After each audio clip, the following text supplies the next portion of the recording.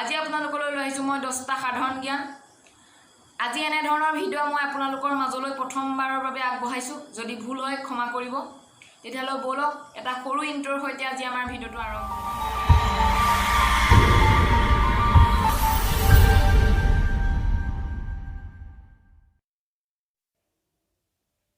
1 number প্ৰশ্নটো হৈছে অসমৰ প্ৰাচীন নাম কি? শুদ্ধ উত্তৰ অপশ্যন গ প্ৰাগজ্যোতিষপুৰ।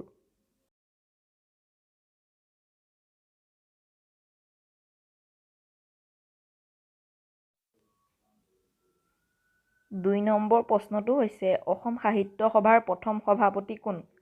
শুদ্ধ উত্তৰ অপশ্যন খ পদ্মনাথ গোহাঞি বৰুৱা।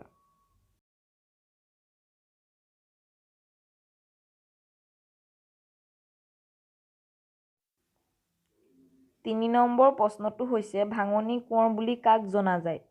শুদ্ধ উত্তৰ অপশ্যন ক আনন্দ চন্দ্ৰ আগৰৱালা।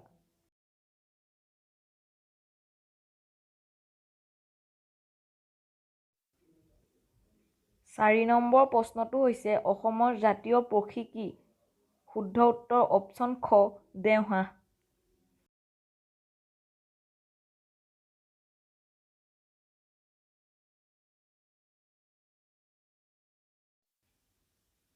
5 নম্বৰ প্ৰশ্নটো হৈছে প্ৰাগজ্যোতিষপুৰৰ ৰাজধানী ক'ত আছিল? শুদ্ধ উত্তৰ অপশ্যন ক প্ৰাগজ্যোতিষপুৰ, অৰ্থাৎ প্ৰাগজ্যোতিষপুৰৰ ৰাজধানী প্ৰাগজ্যোতিষপুৰতে আছিল।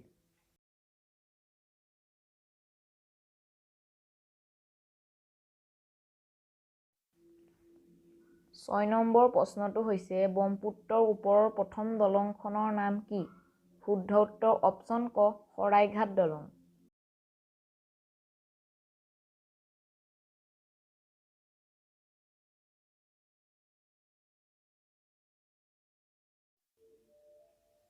7 নম্বৰ প্ৰশ্নটো হৈছে অসমৰ আটাইতকৈ ওখ পাহাৰ শ্ৰেণীটোৰ নাম কি?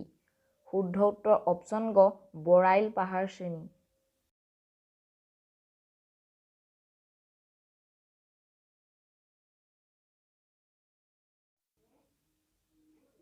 8 নম্বৰ প্ৰশ্নটো হৈছে অসমৰ প্ৰথম বিশ্ববিদ্যালয়খনৰ নাম কি?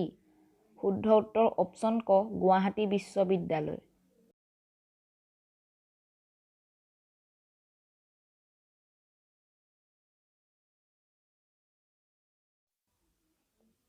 9 নম্বৰ প্ৰশ্নটো হৈছে জ্ঞানপীঠ বঁটা বিজয়ী প্ৰথম অসমীয়া গ্ৰন্থখনৰ নাম কি?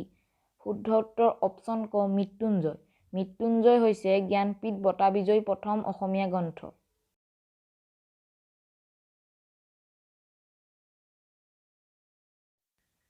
10 নম্বৰ প্ৰশ্নটো হৈছে অসমৰ বৃহত্তম ৰেল জংচন কোনটো? শুদ্ধ উত্তৰ অপশ্যন খ লামডিং।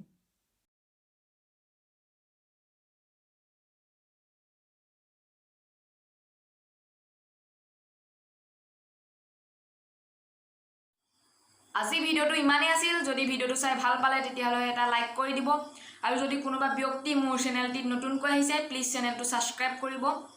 আৰু যদি কোনোবা ব্যক্তি এতিয়ালৈকেও মোৰ চেনেলটো ছাবস্ক্ৰাইব কৰি থোৱা নাই অতি সোনকালে কৰি দিব। নতুন ব্লগ আহি আছে অতি সোনকালে। তেতিয়াহ'লে আজি ভিডিঅ'টো ইমানেই। লগ পাম অন্য এটা নতুন ভিডিঅ'। ধন্যবাদ।